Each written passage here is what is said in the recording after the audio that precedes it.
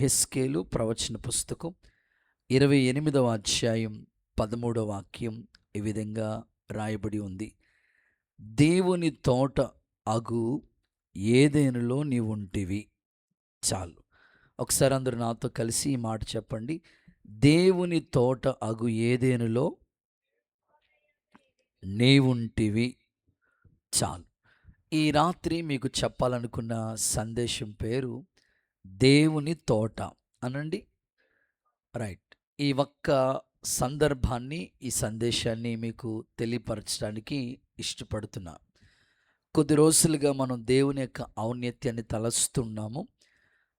అదే అనుభవాలతో ఈ రాత్రి కూడా మీకు ఈ పాఠాన్ని మీకు తెలియపరుస్తున్నాను. ఇక్కడ ఈ యెహెజ్కేలు గ్రంథం ఈ 28వ అధ్యాయం యొక్క ప్రాముఖ్యత చాలా ఉన్నతమైనది. ప్రత్యేకంగా దేవుడు ఏదెను తోటను గురించి ఇక్కడ మాట్లాడుతూ, దేవుని తోటగు ఏదెనులో నీవుంటివి అని మాట్లాడుతూ ఉన్నాడు. సందర్భాలు ఏవైనా వాక్యం గొప్పది గనుక ఆ మాటల సారాంశం యేసు నామంలో దేవుడు మనతో మాట్లాడి బలపరచునుగాక. దేవుని తోటను గురించి ఈ రాత్రి మీకు చెప్తాను. దేవుని తోట అంటే దేవుని సంఘానికి గుర్తుగా ఉంది. నిజంగానే సంఘాన్ని దేవుడు ఆయా సందర్భాల్లో ఆయా విధాలుగా పోలుస్తూ వచ్చాడు. తోట దేవుని సంఘానికి గుర్తుగా ఉంది అని చెప్పడంలో ఏమీ కూడా సందేహం లేదు. ఎందుకనంటే మీరు తోటను మీరు చూడండి. కొన్ని ఉదాహరణలు మీకు చెప్తాను. కొబ్బరి తోటను కానీ, అరటి తోట కానీ, మామిడి తోట కానీ, ఏ తోటను మీరు గమనించినా ఆల్మోస్ట్ కోనసీమ అంటేనే కొబ్బరి తోటతో నిండి ఉంటుంది. ఒకసారి నన్ను ప్రార్థన చేయడానికి అయ్యగారు అరటి తోట వేస్తున్నాం, ప్రార్థన చేయడానికి రండి అని పిలిచారు. ముంగండ్ బ్రాంచ్ అనుకుంటా. సరే, నేను బయలుదేరి ప్రార్థన చేయటానికని ఆ కొబ్బరి తోటలో వాళ్ళు అరటి తోట వేస్తూ ఉన్నారు. ప్రార్థన చేయటానికని వెళితే అక్కడ వాళ్ళందరూ ఆల్రెడీ పనోళ్ళు వచ్చున్నారు. వీళ్ళు కూడా అన్ని అరటి పిల్లలన్నీ రెడీ చేసి పెట్టుకున్నారు. ఇక ప్రార్థన చేస్తే వాళ్ళు వర్క్ స్టార్ట్ చేస్తారు. అయితే నేను గమనించింది ఏంటంటే, ఎక్కడికి వెళ్ళినా ఏ పని నిమిత్తం వెళ్ళినా నా మైండ్ అంతా కూడా వాక్యం మీదే ఆలోచనలో ఉంటాను.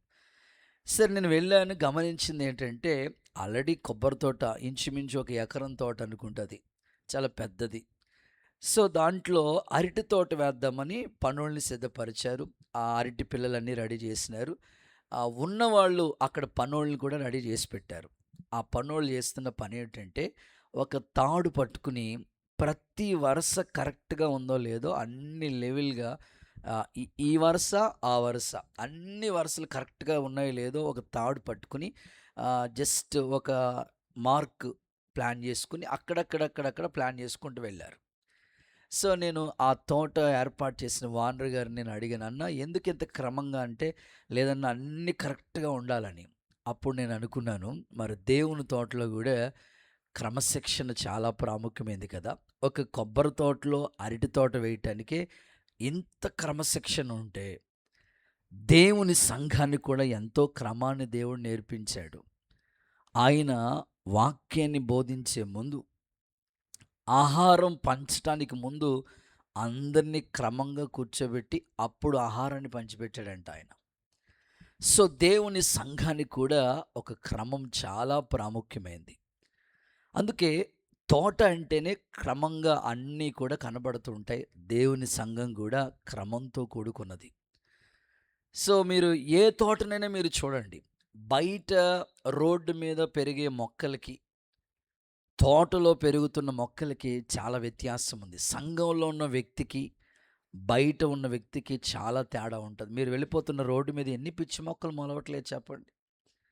దానికి పెద్ద సెక్యూరిటీ ఉండదు, దాన్ని ఎవరు పట్టించుకోరు. కానీ తోటలో ఉన్న మొక్కలకి చాలా వాల్యూ ఉంటుంది.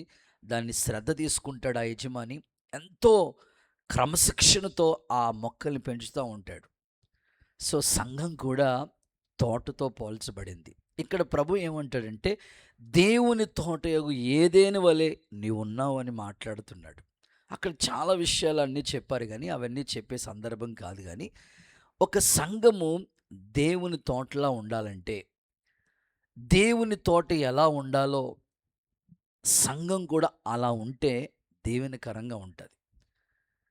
మనకు తెలిసిన తోటలు చాలా ఉన్నాయి. అయితే సంఘమే ఒక తోట. వనము అని ఇంకొక భాషలో కూడా వాక్యంలో చెప్పారు. గెత్సెమనే వనము. ఇది కూడా సంఘానికి పోల్చబడి చెప్పబడి ఉంది.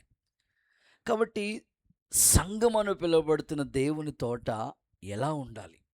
ఈరోజు ఇక్కడ మనం అందరం కూడా క్రీస్తు రక్తంతో కడగబడి, ఆయన అమూల్య రక్తం చేత కనికరించబడి, ముద్ర వేయబడి, సంఘ సహవాసంలో చేర్చబడ్డాం కదా! ఈ దేవుని తోట అని పిలువబడుతున్న సంఘం ఎలా ఉండాలని దేవుడు కోరుకుంటున్నాడో ఇంచుమించు ఒక 4 సందర్భాలు ఈ రాత్రి మీకు తెలియపరుస్తాను. యేసు నామములో ప్రభు మీతో మాట్లాడి బలపరచునుగాక. సాధారణంగా మనం ఆలోచిస్తూ ఉంటుంటే తోటను గురించి ఆలోచిస్తూ ఉన్నప్పుడు ఏ తోటలైనా సరే మనం ఫలాల్ని ఫలింప చేయటానికి, ఏదైనా నాటడానికి ఫస్ట్ మనం సాధారణంగా ఆ తోటను ఏం చేస్తామంటే దున్నుతూ ఉంటారు కదా. సాధారణంగా తోటలో ఏదైనా సరే మనం నాటాలంటే ఫస్ట్ దున్నటం స్టార్ట్ చేస్తూ ఉంటారు. అరకతో దున్నుతూ ఉంటారు. ఇలాగా కొన్ని చదును భూమిగా చేస్తూ ఉంటారు. కొన్ని చోట్ల ఇప్పుడు మనకు సిబిసి వచ్చింది, మనకి ఈ ప్రక్కన అన్నీ కూడా తోటలే.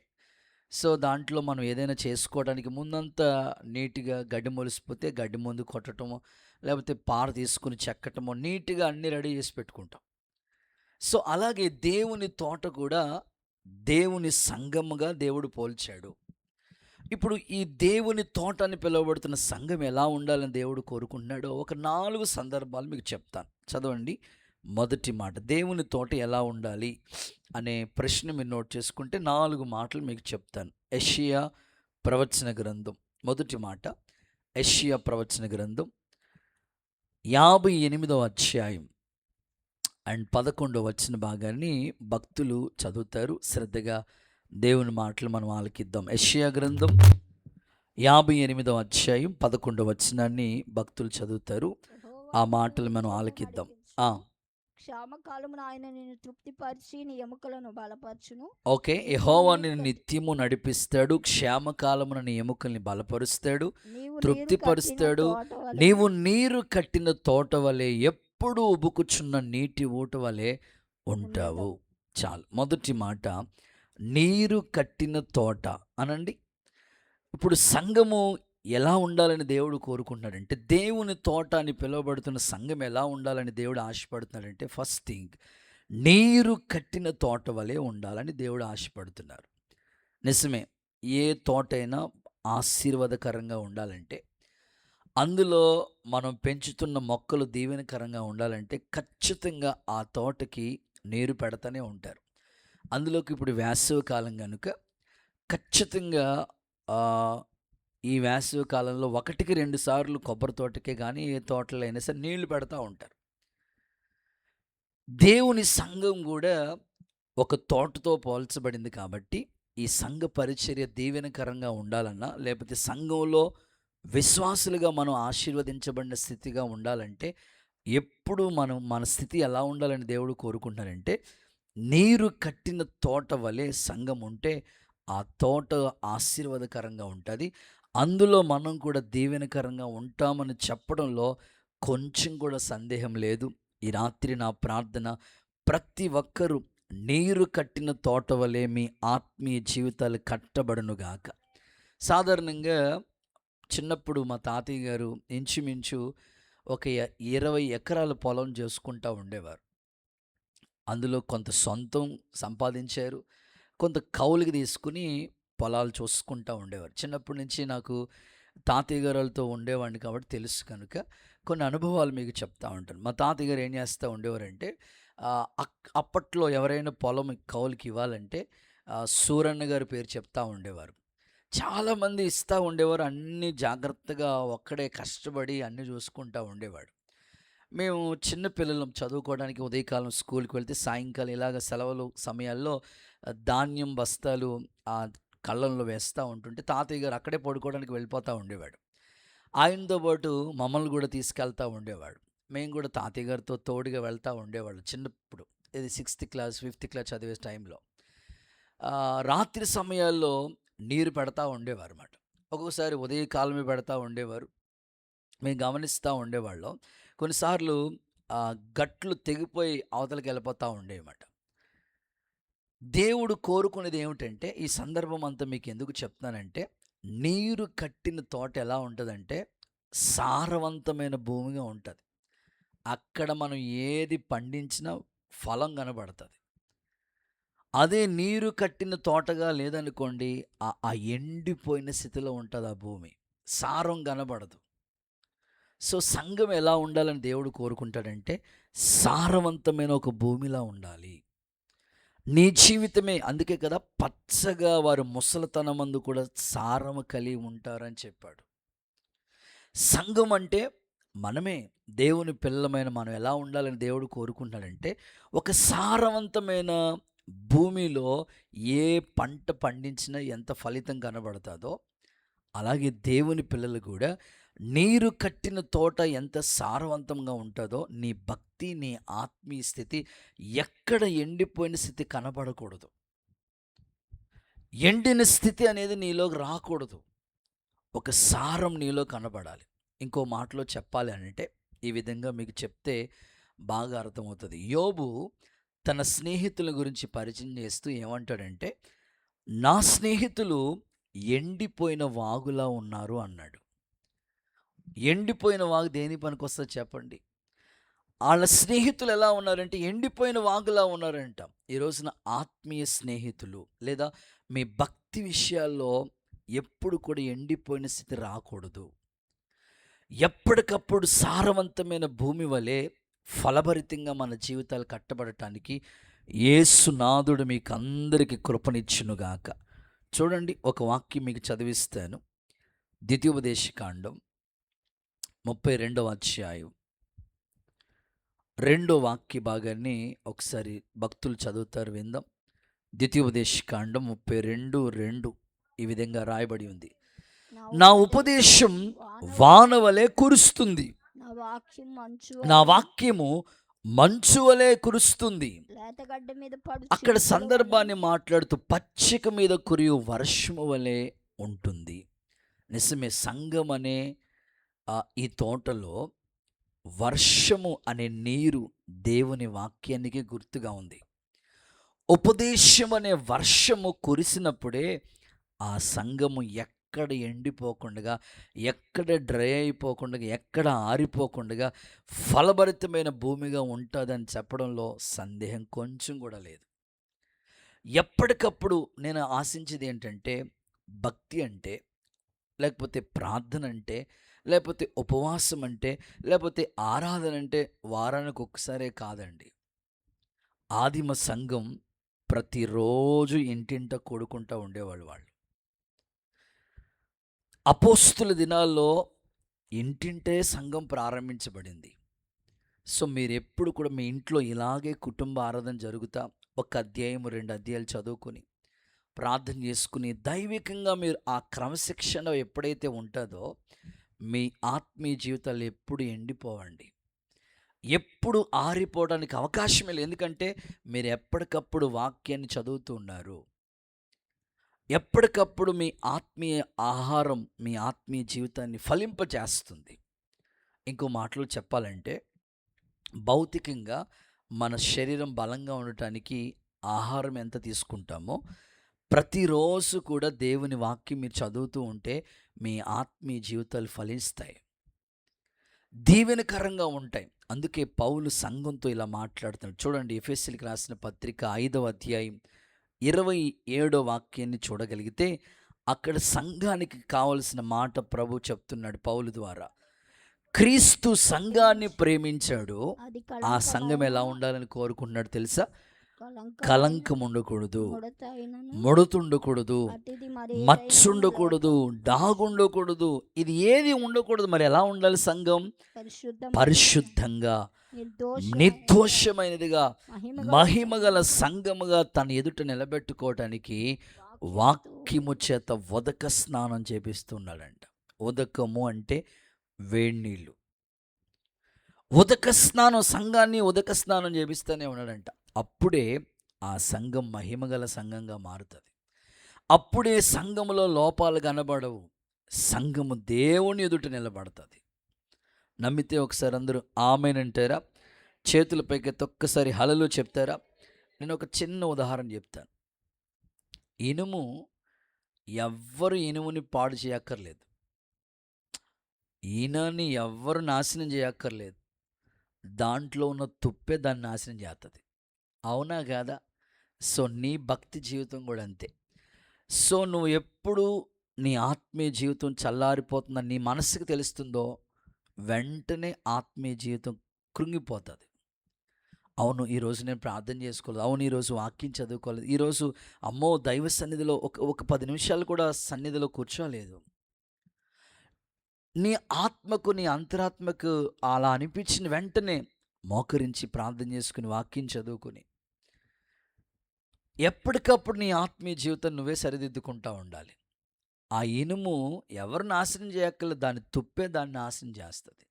భక్తి కూడా ఎప్పుడైతే నీ భక్తి ఆరిపోతుందని నీ మనసుకు అనిపిస్తుందో, వెంటనే మోకాళ్ళు వేయటం, వెంటనే వాక్యం దగ్గరికి రావటం, వెంటనే దైవికమైన సహవాసం కొరకు ప్రాకులాడటం, ఈ అనుభవాల్లో ఎప్పుడు నడిపించబడతామో ఆత్మీయ జీవితం ఎప్పుడు వెలుగుతూనే ఉంటుంది.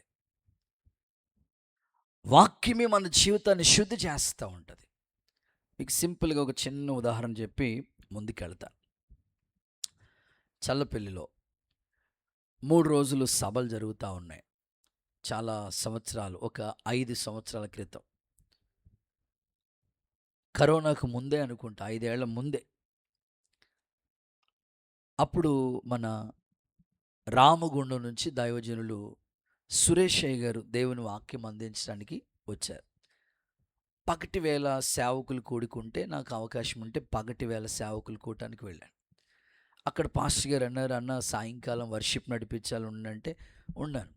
సరే, పెద్ద ఆయన ప్రార్థన పూర్వకంగా కూడికంతా జరిగింది. సరే, మీటింగ్ ముగించుకుని మేము వచ్చేస్తూ ఉన్నాం. కరెక్ట్గా సరిపల్లి సరిపల్లి వంతెన దగ్గరికి. సో మేము ఆల్రెడీ మీటింగ్ ముగించుకుని వచ్చేస్తున్నాం. మా ముందు ఒక ఆయన ఈ 3 చక్రాల బండి ఉంటుంది చూసారా? దాన్ని 3 చక్రాల బండి అంటారు, ఇంకేమని అంటారు మాస్టర్ గారు? 3 చక్రాల బండే. ఆ 3 చక్రాల బండి వేసుకుని వెళ్తా ఉన్నాడు. సరే, ఇంక మేము ఆయన్ని క్రాస్ చేసుకుని దాటుకుని వెళ్ళిపోయాం. 11 అవుతుంది, మేము వచ్చేసాం. సరే, ఆయన ఇంకా వాళ్ళతో పాటు కొంతమంది బైక్స్ మీద వస్తూ ఉన్నారు. సరిగ్గా మేము క్యాంపస్కి వచ్చేసిన తర్వాతకి మాకు ఫోన్ వచ్చింది. ఆ పాస్టర్ గారు చెప్పారు, అన్న మీ ముందే వాళ్ళు వెళ్ళారు. ఆయన సడన్గా ఆ సరిపల్లి వంతెన దగ్గరికి వచ్చినప్పటికి అలాగలా బండి మీద అలా నడుపుకుంటా హార్ట్ స్ట్రోక్ వచ్చి చనిపోయాడు. సత్యానందం ఆయన పేరు. నేను చనిపోయాడనే బాధ ఓ పక్కనున్న, సంతోషించగలిగిన మాట ఏమిటంటే 3 రోజులు దేవుని వాక్యం విన్నాడు. 3 రోజులు శుద్ధీకరించబడ్డాడు. ఇంక సిద్ధపాటు మాట, ఇంక అది దేవుని సంధికి సంపూర్ణ సిద్ధపాటు. ఎక్కడ లోపమున్నా అక్కడే దేవుని పాదాల దగ్గర శుద్ధీకరించబడి అప్పుడు దేవుని సంధికి వెళ్ళాడు. దేవుడు ఎంత గొప్ప త్యాగం, ఎంత దీవెనకరమైన స్థితిని ఇచ్చాడు అనుకున్నాను. అవును కదా, శుద్ధీకరణ అనేది చాలా ప్రాముఖ్యమైనదండి. నేను ఇందాక సరిగ్గా 4 గంటలకి 2:30 ఆ సమయం అనుకుంటా, ఈ బైబిల్ క్విజ్ పేపర్లన్నీ కరెక్షన్స్ కొన్ని ఉంటే, నాకు ఈ వారమంతా ప్రేయర్స్ ఉండటం వల్ల చూసుకుని అన్ని కరెక్షన్స్ అన్నీ పక్కన పెట్టుకుని ఆలోచన వచ్చింది. మొన్న నాకు స్లిప్ రాశాక ఎవరెవరికి కుటుంబాల కోసం ప్రార్థన చేయాలో వారి ఆదరణ కొరకు తెలియపరచండి అని చెప్పినారు. అందులో మనకు బట్నవేల్ నుంచి వచ్చి ఒక అక్క వాళ్ళ సునీత అని ఒక అక్క వాళ్ళ బంధువులు ఎవరు, తోడు కోడళ్ళు వాళ్ళ అల్లుడు గారు ఎవరో చనిపోయారట. అల్లుడంటే మ్యాక్సిమం చిన్న వయసే ఉంటుంది కదా అనుకుని నాకు తెలియలేదు, లేటుగా తెలిసింది. సరే, పలకరిద్దామనని వాళ్ళ ఫోన్ నెంబర్ తీసి కాల్ చేసి, అమ్మ ఏం జరిగింది, ఏమైంది, ఎట్లా జరిగింది, అల్లుడు గారు అంటే చిన్న ఏజే కదా, ఏమైంది అని. సరే, ఆ తల్లిగారు నాతో చెప్పిన మాట ఏమిటంటే, అన్న సో మా కుటుంబాల్లో చాలా విగ్రహారాధన కుటుంబాలు ఇంకా వాళ్ళు ఉండిపోయారు చాలామంది. ఈయన కూడా చాలా కాలంగా దేవునికి దూరంగానే ఉన్నాడు. సరిగ్గా వారి కుటుంబం తరపున 3 రోజులు ఏయో ప్రార్థనలు జరుగుతూ ఉంటుంటే వారు దేవుని సంధికి వెళ్ళారట. 3 రోజులు ప్రార్థనలో ఉన్నారట. ఎన్నోసార్లు చెప్పాం బాప్తిసం గురించి, వినలేదు. సరిగ్గా ఆ ఆఖరి రోజు బాప్తిస్మాలకి ఎవరైతే నిలబడతారో నిలబడండి అని చెప్పారట. ఆ ఆఖరి రోజే ఆయన బాప్తిసం కొరకు సిద్ధపడ్డారు, బాప్తిసం తీసుకున్నారు. ఆ మరుసటి రోజే ప్రభు దగ్గరికి చేరుకున్నారంట. స్తోత్రం చెప్పండి. అంటే ఎంత శుద్ధీకరణ, ఎంత సిద్ధపాటో చూడండి.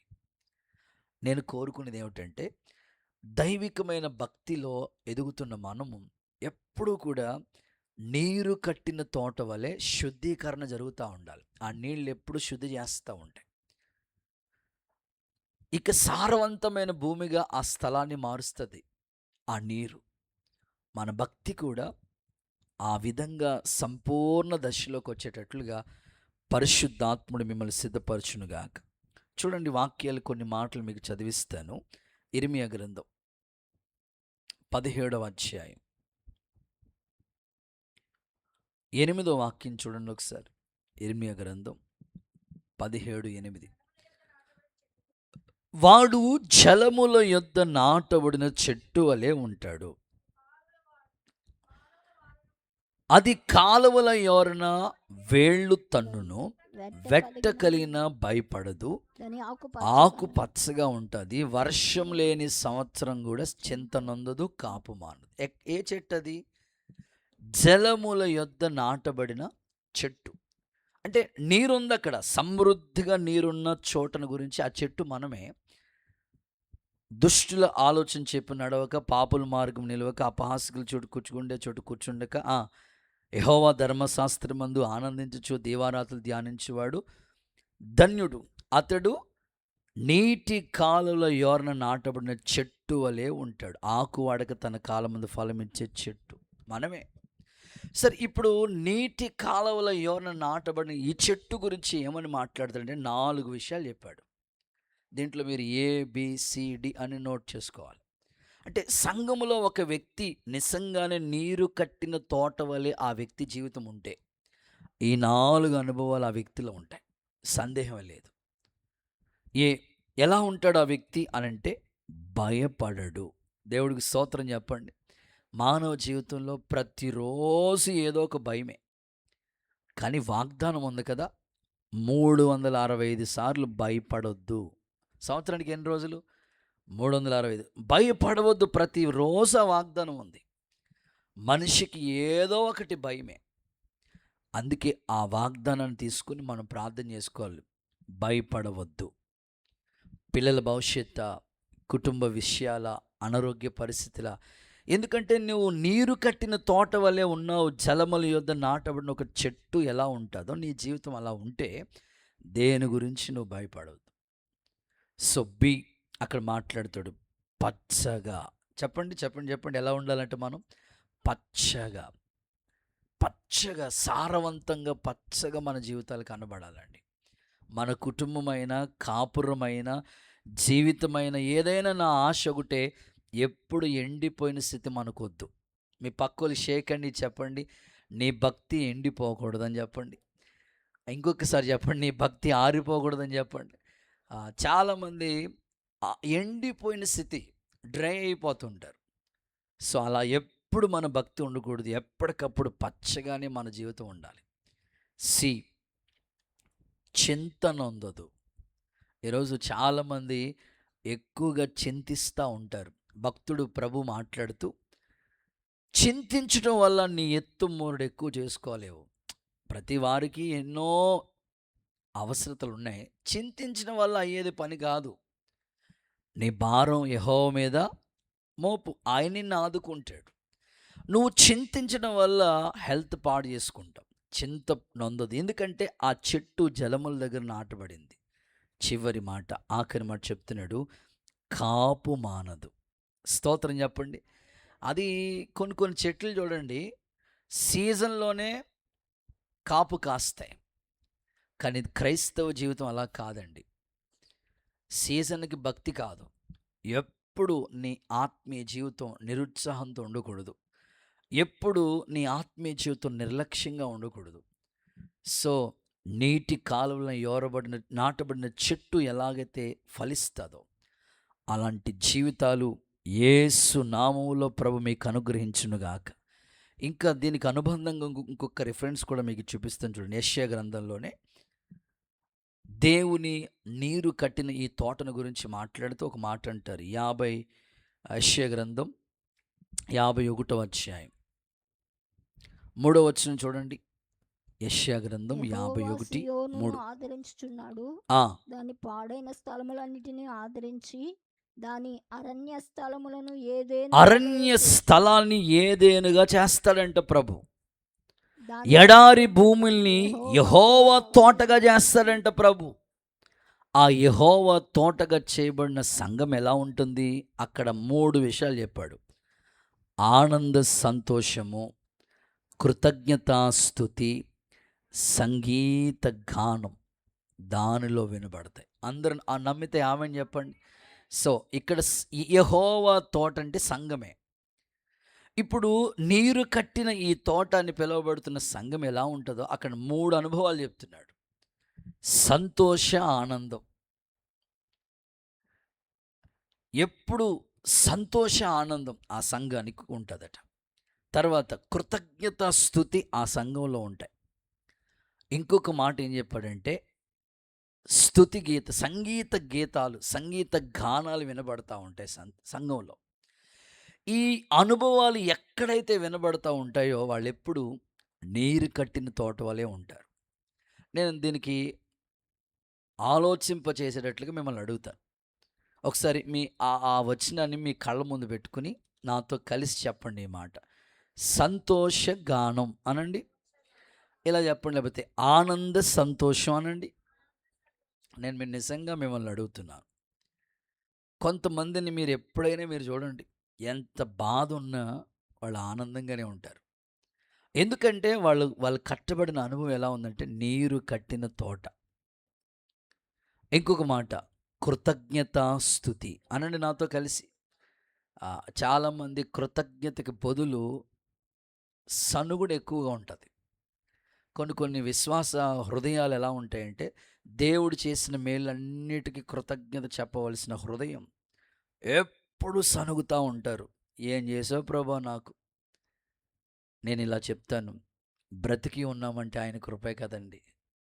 అందుకని నీకు చేసిన వాటన్నిటికీ నువ్వు స్తుతి చెప్తా ఉండాలి. సో లాస్ట్ వన్ ఏమంటున్నాడంటే అక్కడ ఇలా చెప్తున్న సంగీత గానం దాంట్లో వినబడుతుంది. మీ హృదయాల్లో ఎప్పుడు కూడా ఈ అనుభవాలు ఉండాలని, అప్పుడే నీరు కట్టిన తోట ఎలా ఉంటుందో సంఘంలో నువ్వు అలా ఉంటావు. యేసు నామములో మీకు కృప విస్తరించునుగాక. రెండో మాటలోకి వచ్చేస్తాను. సెకండ్ వన్, దేవుని తోట ఎలా ఉండాలి అని దేవుడు ఆశపడుతున్నాడు. 1 నీరు కట్టిన తోట. 2 ఇర్మియా గ్రంథం 29వ అధ్యాయం 5వ వాక్యం చూడండి. ఇర్మియా గ్రంథం 29:5. ఇండ్లు కట్టించుకుని వాటిలో నివాసం ఉండండి. తోటలు నాటి వాటి ఫలాల్ని అనుభవించండి. చాలు. రెండవదిగా ఫలములతో నిండిన తోట. నాతో చెప్పండి, ఏ తోట అంటే అది? ఫలములతో నిండిన తోట. ఇక్కడ ప్రభు మాట్లాడుతూ ఇండ్లు కట్టించుకోండి, తోటలు నాటండి, వాటి ఫలాల్ని కూడా అనుభవించండి. అంటే సంఘం అనే ఈ దేవుని తోట ఎలా ఉండాలని ప్రభు ఆశపడుతున్నాడంటే ఫలాలతో నిండిన తోటగా ఉండాలి. ఇప్పుడు ఎక్కువ శాతం బైబిల్లో మీరు ఆది కాండం నుంచి ప్రకటన గ్రంథం వరకు చదువుకుంటూ వెళితే సంఘాన్ని ద్రాక్ష తోటతో ఎక్కువగా పోల్చారు. ఇశ్రాయేలీయుల గురించి మాట్లాడుతూ నా ప్రియునికి కొండ మీద ఒక ద్రాక్ష తోట కలదు. ఆ ద్రాక్ష తోట దగ్గరికి వెళ్ళి ప్రభు చూశాడంట. ద్రాక్ష తోట ఎంతగా ఫలించిందని చూడటానికి వెళ్తేనంట ఆ ద్రాక్ష తోట కారు ద్రాక్షకాయలు కాసిందంట. ఎవరు తింటారు ఆ కారు ద్రాక్షలు? దేవుడు నీ నుంచి కోరుకుంటుంది ఏంటంటే పొరపాటున మనలో కారు ద్రాక్షలు లాంటి ఫలాలు ఉండకూడదు, కానీ మంచి ఫలాలే దేవుని కొరకు ఫలించుదుము గాక. అందుకే ఉపమాన రీతిగా యేసయ్య ఒక ఉదాహరణ చెప్పాడు. ద్రాక్ష తోటలో ఒక అంజూరపు చెట్టు నాటాడంట ప్రభు. ఆ చెట్టు దగ్గరికి ఫలాలు ఏమైనా ఫలించినాయేమో చూద్దామని వెళ్ళారట. వెళ్ళి చూస్తేనట ఒక్క ఫలం కూడా లేదంట. ఎన్ని సంవత్సరాలు అయింది ఆ చెట్టు నాటబడి? 3 ఇయర్స్. 3 సంవత్సరాల నుంచి ఆ చెట్టు అక్కడే ఉంది కానీ ఒక్క ఫలం కూడా లేదు. మీరైతే ఏం చేస్తారు? మీ ఇంటి దగ్గర మీకు కూడా గార్డెన్ ఉంటుంది. దేవుడికి స్తోత్రం చెప్పండి. మీకు ఖాళీ ప్లేస్ ఉంటే చాలు, ఖచ్చితంగా ఏదో ఒక మొక్క నాటుతూ ఉంటారు. మంచిదే. ఒక చిన్న గార్డెన్ కింద మీరు చేసుకున్నారు, దాంట్లో ఏదో ఒకటి పాతారు. మీరు అక్కడ 3 సంవత్సరాలైంది ఆ చెట్టు నాటి. 3 సంవత్సరాల దాకా ఎక్కడ వెయిట్ చేస్తారు? నాటిన 1 సంవత్సరం లోపలనే ఫలించలేదో తీసి పడేస్తాం. కానీ 3 సంవత్సరాల నుంచి ఆ తోటలో ఫలాలు చూశాడు కానీ ఒక ఫలం లేదట. చూడండి, ఆ తోట యజమాని ఉన్నాడు, ఆ తోటని కాపలా కాస్తున్న తోటమాలి కూడా ఉన్నాడు. ఇప్పుడు యజమాని వచ్చి అంటాడు, వేస్ట్, ఇది భూమి వేస్ట్ అయిపోతుంది, ఇది తీసేస్తానని కూర్చున్నాడు. అప్పుడు తోటని కాపలా కాస్తున్న తోటమాలి ఎవరో తెలుసా? నిజంగానే ఒక సంఘ కాపరి, ఒక తోటమాలికి గుర్తు. యజమాని ప్రభుకి గుర్తుగా ఉన్నాడు. ఆ తోటలో నాటబడిన చెట్టు నువ్వు నేనే, ఒక విశ్వాసి. ఇప్పుడు కాపలా కాస్తున్న ఆ తోటమాలి అంటాడు, ఈ ఒక్క సంవత్సరం చూడయ్యా, నువ్వన్నట్లుగా ఈ సంవత్సరం ఫలించిందా నువ్వన్నట్లుగా ఉంచుతాం, లేదా నువ్వన్నట్లుగానే తీసేస్తాం. ఆ తోటమాలి ఆ యజమాని ఎంత రిక్వెస్ట్ చేసుకుంటున్నాడో, సంఘ కాపరి కూడా, దైవజనుడు కూడా, ప్రతి విశ్వాసి, ప్రభా ఇంకొక 2 నెలలు టైం ఇవ్వండి అయ్యా, ఇంకొక 4 రోజుల సమయం ఇవ్వండి ప్రభా, వీళ్ళు ఇంకా కొంచెం భక్తులు ఎదుగుతారు, ఇంకొక అవకాశం ఇవ్వండి ప్రభా, వీళ్ళు సంపూర్ణతలోకి వస్తారని ప్రతి విశ్వాసి గురించి దైవజనుడు ప్రతిరోజు ప్రార్థన చేస్తూ వీళ్ళు సంపూర్ణతలోకి రావాలి, ఫలాలు కనబడాలని వేడుకుంటూనే ఉంటాడు.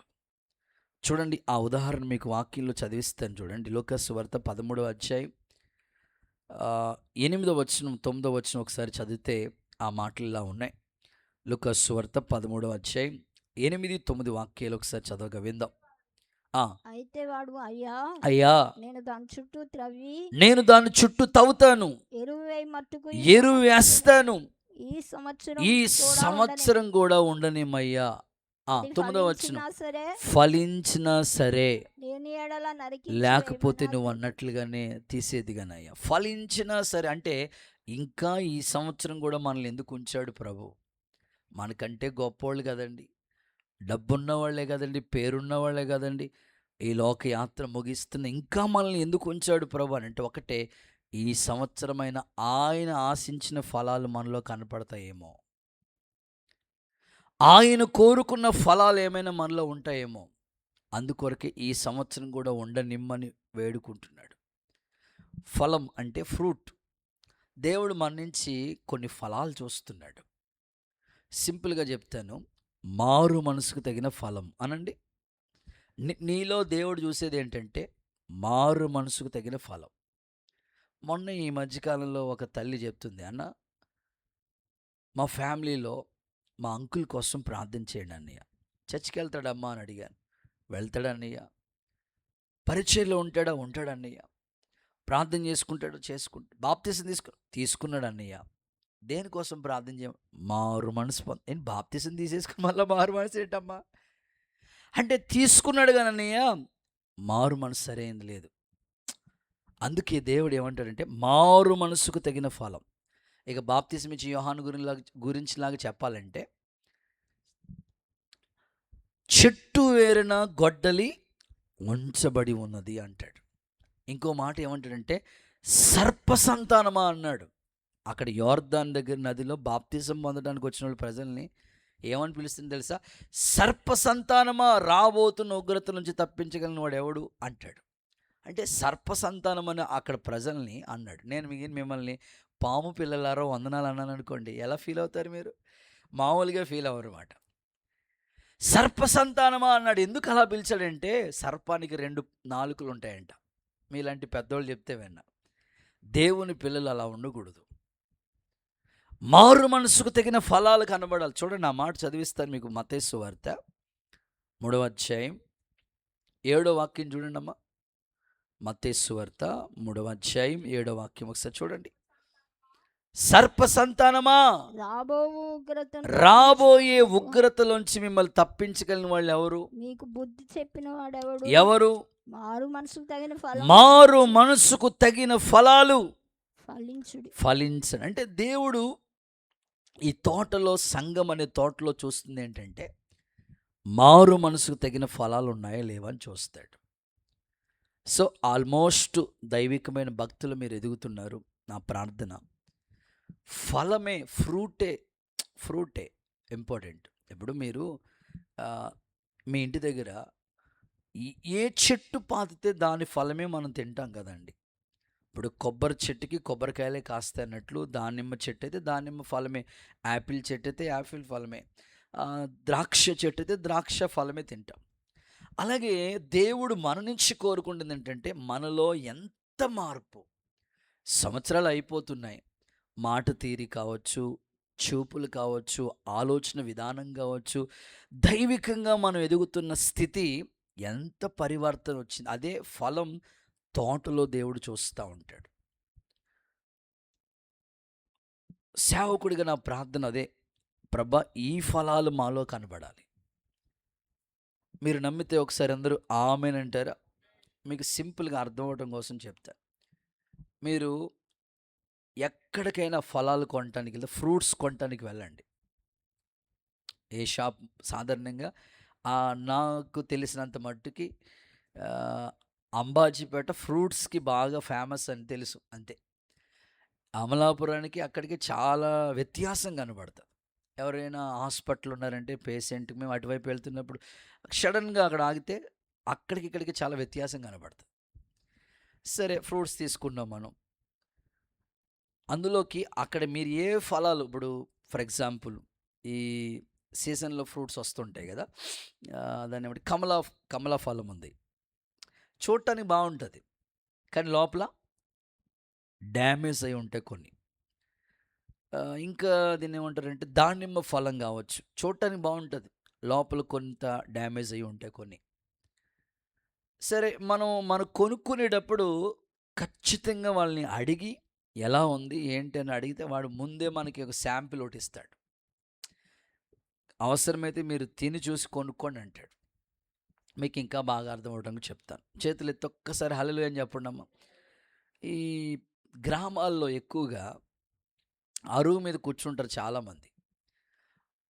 ఇప్పుడు అన్నీ ఇంటికి వచ్చేస్తున్నాయి. ఇప్పుడు అంతా ఆన్లైన్ అయిపోయినట్టుగా అన్నీ ఇంటికి వచ్చేస్తున్నాయి. అప్పట్లో కూడా చాలా కొన్ని ఇంటికి వచ్చేసి ఉండేవి. ఈ ఈ మనం తినే ఆహార పదార్థాల్లో బెల్లం కుందులు ఉంటాయి చూసారా, బెల్లం కుందులు ఇంటింటా తిరిగి అమ్ముతూ ఉంటారు. ఆ వీధులు అలా అందరూ కూర్చుని ఉన్నారంట, పాపం వాళ్ళందరూ కూర్చుని ఉంటుంటే ఒక ఆయన బెల్లం కుందులు తీసుకుని వెళ్తూ ఉన్నాడనమాట.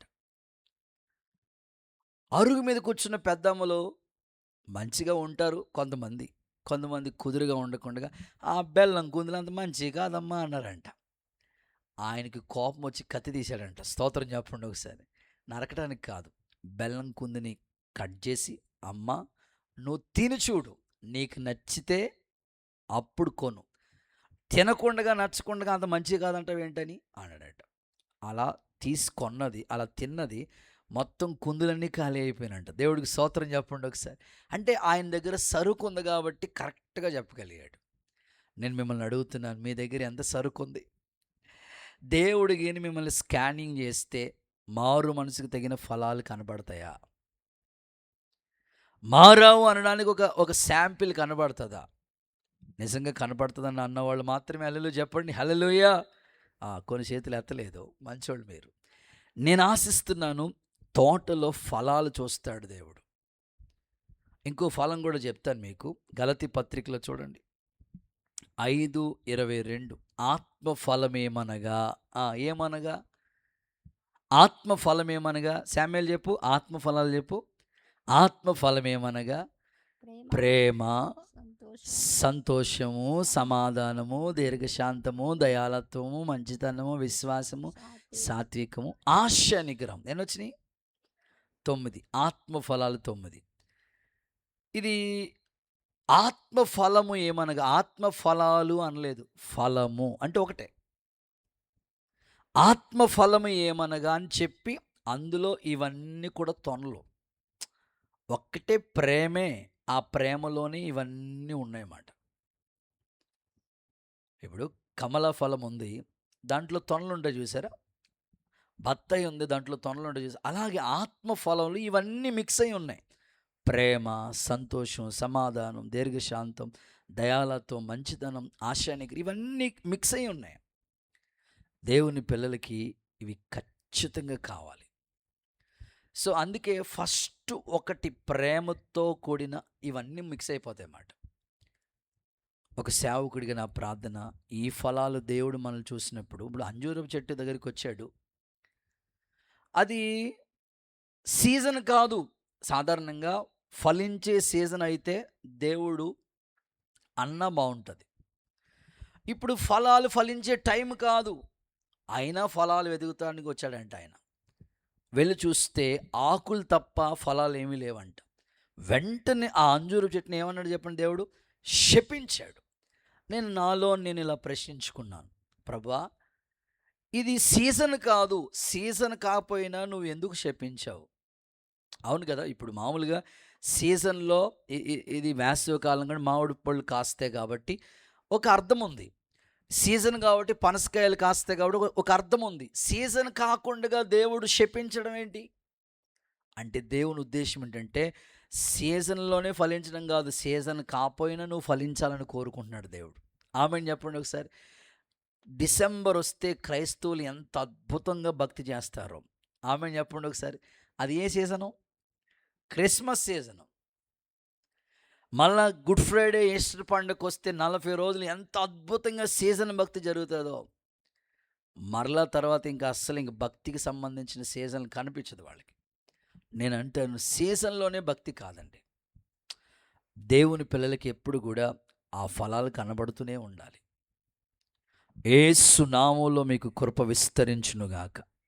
మూడవ తోట దగ్గరికి వెళ్దాం. మూడవది ఆదికాండం గ్రంథంలోకి వస్తే 2వ అధ్యాయం 15వ వాక్యం చూడండి. ఆదికాండం 2:15.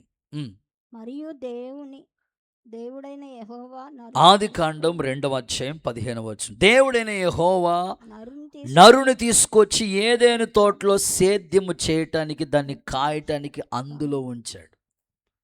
ఒకసారి నమ్మితే అందరూ ఆమేనండి. ఇంకొకసారి చేతులు పెగితే హల్లెలూయా చెప్పండి. సో మూడవదిగా కాపాడబడుచున్న తోట అనండి. ఇంకొకసారి చెప్పండి గట్టిగా, కాపాడబడుచున్న తోట. ఈ తోట ఎప్పుడు కూడా ఎలా ఉండాలంటే, ఒక నరుణ్ణి దేవుడు ఆ ఏదైనా తోటలో ఉంచాడు, ఆదాముని ఉంచి ఏమంటున్నాడు అక్కడ? సేద్యము చేయటానికి, చెప్పండి, కాపు కాయటానికి ఉంచాడంట అక్కడ. అంటే ఇప్పుడు దేవుని తోట ఎలా ఉండాలని దేవుడు కోరుకున్నాడు? ఒకటి, నీరు కట్టిన తోట వలె నీ జీవితం ఉండాలి. 2, ఫలాలతో నిండిన తోట వలె నువ్వు కనబడాలి. మూడవది ఏంటంటే కాపాడబడుచున్న తోట. ఇప్పుడు ఏదైనా తోట ఎలా ఉందంటే, ఆ ఏదైనా తోటలో ఆదాముని ఎందుకు ఉంచాడంటే 2 పనులు చెప్పాడు అక్కడ. సేద్యం చేయి, కాపుకాయ. అందుకోసమే అక్కడ ఉంచాడు అక్కడ ఆ తోటలో. ఇంకో మాటలో చెప్పాలంటే 7 రకాల బ్లెస్సింగ్స్ ఇచ్చాడు ఆ ఏదైనా తోటలో. ఫలించండి, అభివృద్ధి పొందండి, భూమిని నిండించండి, ఏలుబడి చెయ్యండి, లోపరుచుకోండి, ఇలాగ బ్లెస్ చేశాడు దేవుడు. అక్కడ మాట్లాడుతూ ఇలా అంటున్నాడు, సేద్యము చేయటానికి, కాపు కాయటానికి ఒక నరుని తీసుకొచ్చి అక్కడ పెట్టాడు. ఒక సేవకుడిగా నేను కోరుకుంటున్నాను, సంఘం అని పిలువబడుతున్న దేవుని తోట ఎప్పుడు కాపాడబడుతూనే ఉండాలండి. నమ్మితే ఒకసారి అందరూ ఆమేనని అంటారా? సంఘం ఎప్పుడు కాపాడబడుతూనే ఉండాలి. మరి సంఘము కాపాడబడాలంటే, లేదా సంఘం అని పిలువబడుతున్న మనమే, సంఘం అంటే మనమే, దేవుని పిల్లలమే, పరిశుద్ధుల గుంపే. ఈ సంఘము కాపాడబడాలంటే కాపాడేబడే ఆ అనుభవంలోకి రావాలి. ఎలా? సంఘము కాపాడబడాలంటే, దేవుని కాపుదల సంఘానికి కావాలంటే అది ప్రార్థనలోనే ఉంది. అందుకే యేసయ్య పగలంతా సువార్త చేసేవాడు, రాత్రంతా తోటలోనికి వెళ్ళి ప్రార్థన చేస్తూ ఉండేవాడు. మీరు ఒలీవ తోటనైనా గెత్సెమనే తోట అయినా చూస్తే అది ప్రార్థనకి గుర్తుగా కనపడతా ఉంటుంది. పగలంతానేమో సువార్త, రాత్రంతానేమో ప్రార్థన. అందుకే సేవ అద్భుతంగా కాపాడబడుతుంది. ప్రస్తుత కాల పరిచర్యలు కూడా కాపాడబడటానికి, రహస్యమందు చూస్తున్న తండ్రి సంఘాన్ని కాపాడటానికి ఖచ్చితంగా ప్రార్థన యోధులు సంఘంలో లేవాలండి. అప్పుడే సేవ కాపాడబడుతుంటుంది. నమ్మితే ఆమెను చెప్తారా? సంఘం కాపాడబడతా ఉంటుంది. దేవుడు లేఖనాల్లోంచి కొన్ని మాటలు మీకు చదివిస్తాను చూడండి. యెషయా గ్రంథం 27వ అధ్యాయం 3వ వాక్యం చూడండి. యెషయా గ్రంథం 27:3. యెహోవానగు నేను దాన్ని కాపాడుతూ ఉన్నాను, ప్రతి నిమిషము నీరు కడుతున్నాను. ఆ మాట చూడండి. ఎవ్వడు దాని మీదకి రాకుండా దివారాత్రులు కాపాడుతూ ఉన్నాను. దేవుడు మన కొరకు తండ్రి కుడి పార్శ్వమున విజ్ఞాపన చేస్తూ ఉన్నాడు. ఇంకా ఆయన శిలువ శ్రమను భరించి మరణాన్ని జయించి తిరిగి లేచి తండ్రి దగ్గరికి వెళ్ళిపోయి ఇప్పుడు ఆయన చేస్తున్న పని ఏమిటంటే తండ్రి కుడి పార్శ్వం నుండి మన కొరకు విజ్ఞాపన చేస్తున్నాడు. ఎందుకు? సంఘము కాపాడబడాలి, సేవకులు కాపాడబడాలి, విశ్వాసులు కాపాడబడాలి. ఏ విషయాల్లో? భౌతికంగా కాపాడబడతాం, ఓకే. ఏ ప్రమాదాలు రాకుండా కాపాడబడతాం, ఓకే. ఆత్మీయ జీవితం కూడా కాపాడబడాలి. దేవుని సేవ ఎప్పుడు కాపాడబడాలి. ఎప్పుడు అక్కడ ఏమన్నాడు తెలుసా? ఆ 27:3 ఏమంటే దాని మీదకి ఎవ్వడు రాకుండగా. ఒకసారి అందరూ హల్లెలూయా చెప్పండి. పౌలు గారు ఇదే మాట ఇంక్లూడ్ చేసి మాట్లాడాడు. నేను మీ మధ్యలో 3 సంవత్సరాలు ఉన్నాను, నేను వెళ్ళిపోతున్నాను, మీ మధ్యకి క్రూరమైన తోడేళ్ళు వస్తాయి అన్నాడు. కనికరించవవి సంఘాన్ని అక్కడ చెప్తాడు చూడండి. ఒకసారి అపోస్తల కార్యాల గ్రంథం 20వ అధ్యాయంలోకి రండి. అందుకే సంఘానికి ఎప్పుడు ప్రార్థన అవసరం, చాలా ప్రాముఖ్యం. కంచె ఉండాలి. 20వ అధ్యాయం 29వ వచనం చదవండి ఒకసారి.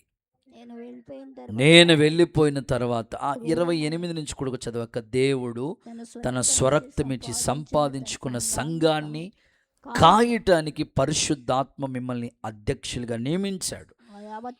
ఆ యావత్తు మందను గురించి మీ మట్టుకు మీకు జాగ్రత్తగా ఉండండి. మందను గురించి కూడా జాగ్రత్తగా ఉండండి. ఎందుకో తెలుసా? నేను వెళ్ళిన తర్వాత క్రూరమైన తోడేళ్ళు మీలో ప్రవేశిస్తాయని నాకు తెలియను. వారు మందను కనికరింపరు. ఏం చేస్తారు?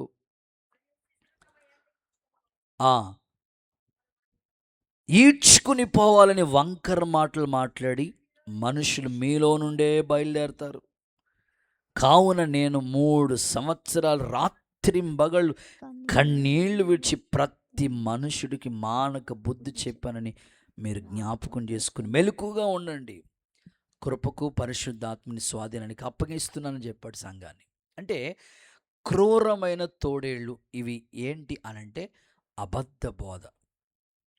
ప్రస్తుత కాలంలో మొన్న మేము కూడా ఒక చోట సువార్త కూటానికి వెళితే వాళ్ళు చెప్తున్నారు, అయ్యా బైబిల్లోంచి ఏమీ చెప్పరయ్యా. మరేంటి? ఏం చెప్తారయ్యా? వర్తమాన పుస్తకం అంట. అబద్ధ బోధలు పెరిగిపోయినాయి. ఎక్కువగా మీరు చూడండి, ఈ అబద్ధ ప్రవక్తలు ఎక్కువగా అనేక చోట్ల, ఇంకో మాటలో చెప్పాలంటే ఇప్పుడు కొత్తగా లేటెస్ట్గా పరలోకపు తల్లి అని ఒక బోధ వచ్చింది. రకరకాల బోధలు చేస్తుంటాయి. అందుకే సంఘాన్ని కాపాడటానికి ప్రార్థన. 3 సంవత్సరాల నుంచి దైవజనుడు ఆ సంఘాన్ని కాపాడుతూనే ఉన్నాడట. ఎక్కువగా పౌలు గారు ఏం చేశారంటే మిషనరీ ప్రయాణాలు చేస్తూ ఉండేవారు. ఎక్కువగా ఆయా చోట్లకి వెళ్ళటం, సంఘాలు కట్టడం, ఒకరికి అప్పగించడం, మళ్ళీ ఇట్లాగా ఎక్కువగా ఆయన పరిచర్య అది. ఇక్కడ కూడా దైవజనుడు చెప్తాడు, సంఘాన్ని కాపాడే వాళ్ళు కావాలి. నా ప్రార్థన ప్రతిరోజు సంఘం గురించి ప్రార్థించేసే కొన్ని గుంపులు కావాలి.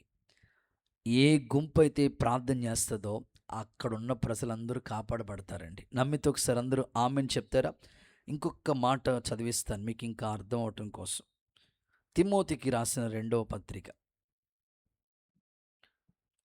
1వ అధ్యాయం 12వ వాక్యం. తిమోతికి రాసిన దోషకుడను 2వ పత్రిక 1వ అధ్యాయం 12వ వాక్యం.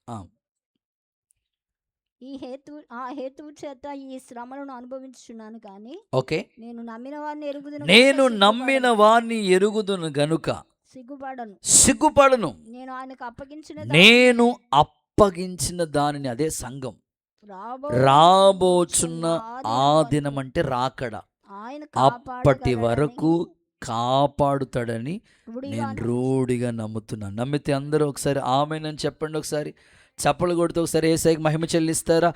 ఆ దినం వరకు కాపాడుతాడని నేను నమ్ముచున్నాను. నిజమే కదా. కొన్నిసార్లు ఆదివారం దేవుని బిడ్డలు మందిరానికి వస్తారు.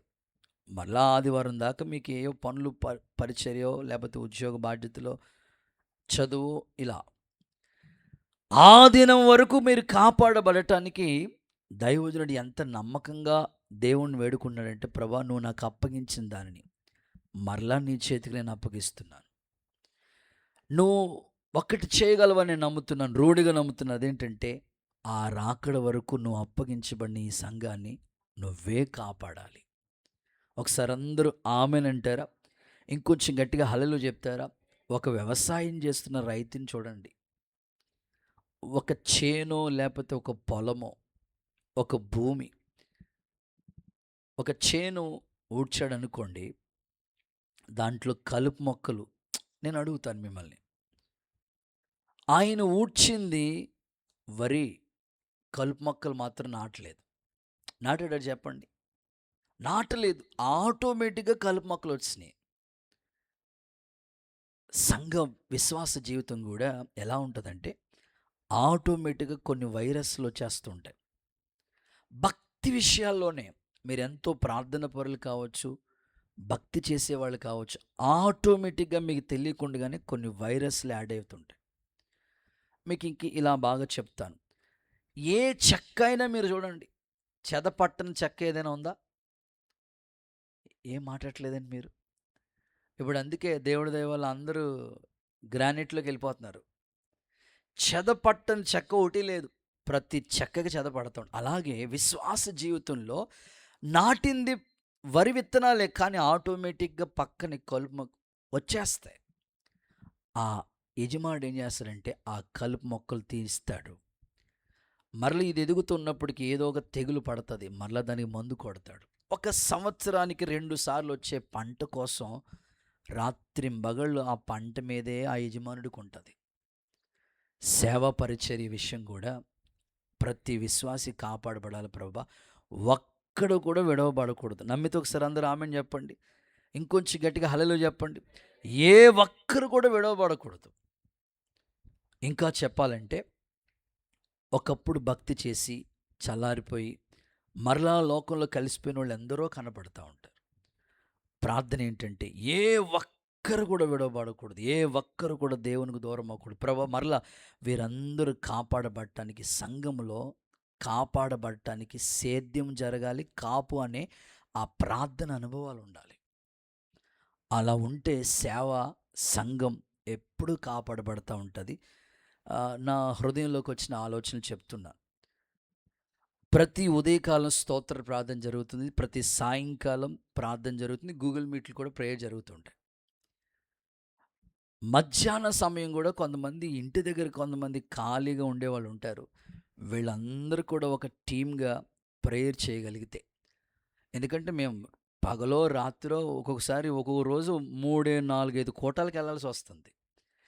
మరి ఈ సంఘం గురించి ప్రేయర్ చేసే టీం కావాలి. అప్పుడే సేవ కాపాడబడతా ఉంటుంది. లేవాలి. దేవుడు సంఘములో ప్రార్థన వీరుల గుంపును అనుగ్రహించునుగాక. గట్టిగా హల్లెలూయా అని చెప్పండి. ఇప్పుడు సంఘం ఎలా ఉందంటే ఆన్లైన్ ప్రేయర్కి వస్తారా? ఏ ప్రేయర్ అది? మాట్లాడండి అయ్యా. All night prayer. ఆల్ది మంది కాదు. ప్రార్థన అంతా అయిపోతుంది, పాటలు అయిపోతాయి, వాక్యం అయిపోతుంది, ఎక్కడోళ్ళక్కడికి గప్చిప్ అసలు. ఇంకొకటి ఏంటంటే స్లిప్పులు రాసి మా ముఖాన పడేసి మీరు ఆడండి ఇంక అంతే సంగతులు.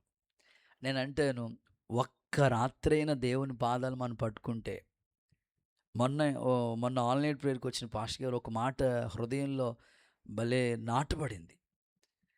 ఏదైనా నువ్వు ఒక అంశం కొరకు రాత్రంతా ప్రార్థన చేసిన అనుభవం నీకుందా అని అడిగాడు ఆయన. అవును కదా. మన జీవితాల్లో ఇప్పటికీ ఎన్నో జరిగినవి, జరగవలసినవి ఎక్కువ ఉండిపోయినాయి. ఆల్మోస్ట్ జరిగినవి ఉన్నాయి, జరగవలసినవి ఎక్కువ ఉన్నాయి. ఇవి జరగటానికి దేవుడు కోరుకుంటుంది ఏమిటంటే, ఇవి జరగటానికి దేవుడు ఆశపడుతుంది ఏంటంటే, రాత్రంతా దేవుని పాదాలు పట్టుకున్న అనుభవం ఏదైనా మనకుందా? వ్యక్తిగతంగా మన జీవితంలో అందరూ అన్వయించుకుందాం ఈ మాట. మనం కాపాడబడటానికి, సంఘం కాపాడబడటానికి, కొన్ని కార్యాలు జరగటానికి రాత్రంతా దేవుని పాదాల దగ్గర ఆ అనుభవాలు చాలా తక్కువగా ఉన్నాయి. మరలా నూతనపరచబడదాం. యేసయ్య నామములో కృప మీకు అనుగ్రహించబడును గాక. చివరి మాట, తోట అని పిలువబడుతున్న సంఘం ఎలా ఉండాలి అని దేవుడు కోరుకుంటున్నాడు అంటే, చివరి మాట చదివించి ప్రార్థన చేస్తాను. యెహెజ్కేలు ప్రవచన గ్రంథం 34వ అధ్యాయం 29వ వాక్యం చూడండి ఒకసారి. యెహెజ్కేలు 34:29.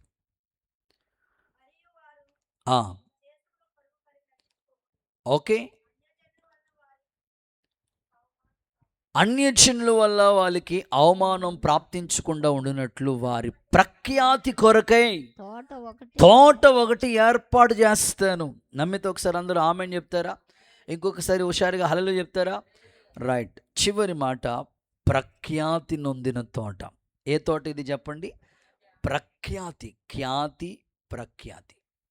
ప్రభు వాగ్దానం చేయించాడు కదా, నీకు ఖ్యాతిని చెప్పండి, మంచి పేరుని కలుగు చేస్తాను. ఇప్పుడు దేవుడు సంఘములో నిన్ను దేవుడు ఎలా ఉంచాలనుకున్నాడు? దేవుని తోటలో నువ్వు ఎలా ఉండాలని దేవుడు కోరుకుంటున్నాడంటే, నువ్వు ఎప్పుడు ప్రఖ్యాతి నొందిన వాడిగానే ఉండాలి. చాలా సింపుల్గా చెప్తున్నాను చూడండి. ప్రఖ్యాతిని మనం ఖచ్చితంగా సంఘములో ఏదో ఒక ఖ్యాతిని మనం పొందుకోవాలి. అక్కడ అదే చెప్తాడు, అన్యజనుల నిమిత్తం నేను ప్రఖ్యాతి నొందిన ఒక తోటను మేముగా ఏర్పాటు చేస్తాను మిమ్మల్ని అంటాడు ఆయన.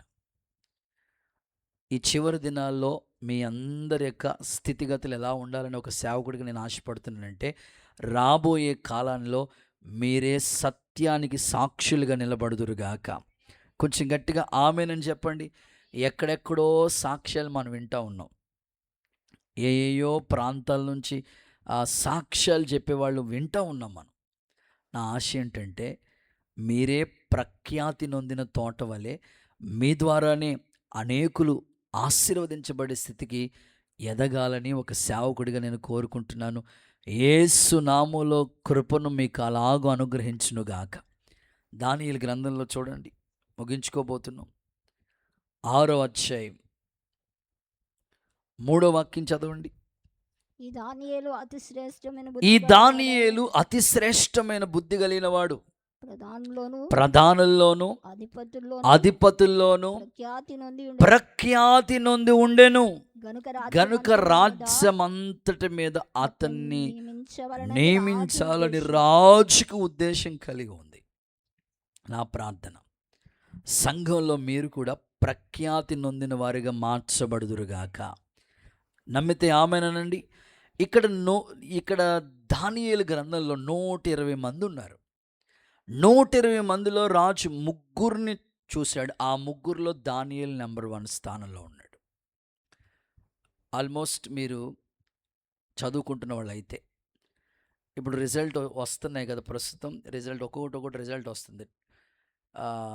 టాప్ ర్యాంక్ అని, స్కూల్ ఫస్ట్ అని, కాలేజీ ఫస్ట్ అని, స్టేట్ ఫస్ట్ అని, ఇలాగ పెద్ద పెద్ద ఫ్లెక్స్లు పెడుతున్నారు. మంచిది, రానివ్వండి. ఇది భౌతిక విషయాలు. నేను ఆశించేది ఏంటంటే, మొన్నే నేను నా దగ్గర ఉన్న సండే స్కూల్ పిల్లలతో చెప్పాను. 119వ కీర్తన చెప్పారు కదా లాస్ట్ ఇయర్ సండే స్కూల్ పిల్లలు కొంతమంది, వాళ్ళకి చెప్పాను, మీరు 119వ కీర్తన చెప్పారు, మీకు మంచి ప్రఖ్యాతి వచ్చిందా లేదా? 119 కీర్తనలు ఎన్ని ఉంటాయి? ఎన్ని వచనాలు ఉంటాయి?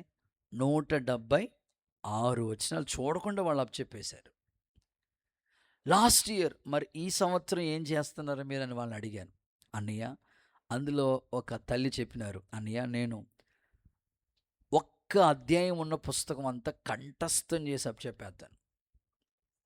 రేపు వారం సిబిసికి మీరు చూడాలి, వాళ్ళకి ఎన్ని బహుమానాలు దేవుడిస్తాడో. దేవుడికి స్తోత్రం. మరి ఇక్కడున్న పిల్లల్ని అడుగుతున్నారు, మరి మీరు మీరు ఏ ప్రఖ్యాతిని పొందుతారు? కనీసం 1 కీర్తనైనా చూడకుండా, కనీసం 23 కీర్తనైనా చూడకుండా, కనీసం 91 కీర్తనైనా చూడకుండా, ఆల్రెడీ యోధా పత్రిక అంతా చదివేశారు కదా, ఆ అధ్యాయమైనా చూడకుండా. అయ్య బాబోయ్, మీరు ఇప్పటి నుంచి, పుట్టినప్పటి నుంచి ఇప్పటి వరకు ఎన్ని పుస్తకాలు చదివారు అసలు మీరు? ఇప్పుడు ఒక క్వశ్చన్ పేపర్ ఉందనుకో, కనీసం అందులో ఒక 20 క్వశ్చన్స్ అయినా ఉంటాయి కదా, అవి చూడకుండా ఎన్ని అద్భుత రీతిగా రాసేశారు. మరి ఒక్క అధ్యాయం అందులో మహా ఉంటే 10 వచనాలు, లేకపోతే 20 వచనాలు కంఠస్థం చేయలేమా? మాట్లాడట్లేదండి మీరు. అలా చేయగలిగితేనే ప్రఖ్యాతిని వస్తుంది, దేవుడు మీకు ఇస్తాడు. రాబోయే కాలంలో బైబిల్ ఔన్నత్యం సమాజానికి చాటడానికి మీరు ప్రఖ్యాతి నొందిన బిడ్డలు కావాలి. బైబిల్ రాసిన పిల్లలు ఉన్నారు మందిరంలో, సంతోషం. సో ఇక మీరు అప్పు చెప్పగలిగిన స్థాయికి ఎక్కువ అధ్యాయాలు అవసరం లేదు, కనీసం ఒక్క బుక్, ఒక్క అధ్యాయం ఉన్న పుస్తకాలు బైబిల్లో కొన్ని ఉన్నాయి. యోధా పత్రిక ఒక అధ్యాయం ఉంది, ఓబద్య గ్రంథం ఒక అధ్యాయం ఉంది, ఫిలోమోన్ పత్రిక ఒక అధ్యాయం ఉంది. మనకి ఇలాంటి చరిత్ర ఏమొద్దు, దేవుడికి స్తోత్రం చెప్పండి. మరి ఏ చరిత్ర కావాలమ్మా? చాలా చరిత్ర కావాలి మీకు. ప్రఖ్యాతి నొందిన వాళ్ళుగా కావాలన్న ఆశ. ఇప్పుడు క్రికెట్ టోర్నమెంట్లో ఫస్ట్ వచ్చారు, ఓకే సంతోషం. దేవునిలో కూడా మీరు ఏదో ఒకటి సాధించే స్థాయికి రావాలన్న ఆశ. దేవుడు తీసుకొస్తాడు, మీలో గొప్ప భారం పెడతాడు. ప్రత్యేకంగా ఇంటి దగ్గర ఖాళీగా ఉంటున్న వాళ్ళు మరింత కృషి పెట్టండి, మీరు దృష్టి పెట్టండి. ఈ హాలిడేస్లో చదవండి, దేవుడు మీకు ఖ్యాతిని ప్రఖ్యాతిని ఇస్తాడు. యేసయ్య కృపకు పాత్రులుగా మార్చబడుదురుగాక. ముగిస్తున్నాను. దేవుని తోటకు ఏదేని వలె నువ్వు ఉన్నావని ప్రభు మాట్లాడుతున్నాడు. దేవుని తోట ఎలా ఉండాలో 4 మాటలు మీకు చెప్పాను. చెప్పండి నాతో కలిసి. 1, నీరు కట్టిన తోట వలె సంఘం ఉండాలి. నీరు కట్టిన తోట ఎలా ఉంటుందంటే ఎప్పుడు అక్కడ సారవంతమైన భూమిగా ఉంటుంది, ఎప్పుడు ఎండిపోదు. నీ భక్తి కూడా ఎప్పుడు సారవంతంగానే ఉండాలి. నెంబర్ 2, ఫలాలతో నిండిన తోట. నీలో కూడా కొన్ని ఫలాలు దేవుడు చూస్తున్నాడు. నెంబర్ 3, కాపాడబడుచున్న తోట. ఆ తోటని కాపాడుతూనే ఉండాలి, సేద్యం చేయాలి, కాపు కాయాలి. ప్రార్థన ద్వారానే ఆ తోట కాపాడబడుతూ ఉంటుంది. చివరి మాట, ప్రఖ్యాతి నొందిన తోట. నీ ద్వారా ఏదో ఒక సంఘానికి ఒక ఖ్యాతి రావాలి, ఏదో ఒకటి ఒక ఖ్యాతి కావాలి. కనీసం నేను మిమ్మల్ని అడుగుతున్నాను, కనీసం ఇప్పుడు చెప్పిన ప్రసంగం చూడకుండా రేపు అప్పచెప్తే చాలు, నాకు ఆ ప్రాణం ఇంకా తృప్తి పొందినట్లే. ఇప్పుడు చెప్పింది పొద్దున్నే వచ్చి ఎవరైనా అప్పచెప్తే మీకు ఖ్యాతే, రెఫరెన్స్లతో సహా చూడకుండా అప్పచెప్పాలి. హోంవర్క్ ఇది. దేవుడు మిమ్మల్ని దీవించునుగాక. రైట్, అందరూ మోకరించండి, ప్రార్థన చేసుకుందాం. దేవుడు మనకిచ్చిన వర్తమానం అంతటి కొరకే 2 చేతులెత్తి చెప్పండి బిగ్గరగా, స్తోత్రం స్తోత్రం అని చెప్పండి. బిగ్గరగా చెప్పండి, హల్లెలూయా, స్తోత్రం స్తోత్రం స్తోత్రం. చెప్దాం, అందరు గట్టిగా చెప్దామా? హల్లెలూయా. హుషారుగా చెప్పండి. ప్రభువు మనకిచ్చిన వర్తమానం కొరకే 2 చేతులెత్తి స్తోత్రం చెబుదాం. బిగ్గరగా చెప్పండి, ప్రభువా దైవజనుడిని మీరు నిలబెట్టి ప్రతి వారం ఒక్కొక్క మాటలు మమ్మల్ని బలపరిచినట్లుగా మీరు మాట్లాడుతున్నందుకు స్తోత్రం. అయ్యా, దేవుని తోటను గురించి మాకు వివరించారు ప్రభా. సంఘమే దేవుని తోట, ఎంతో అది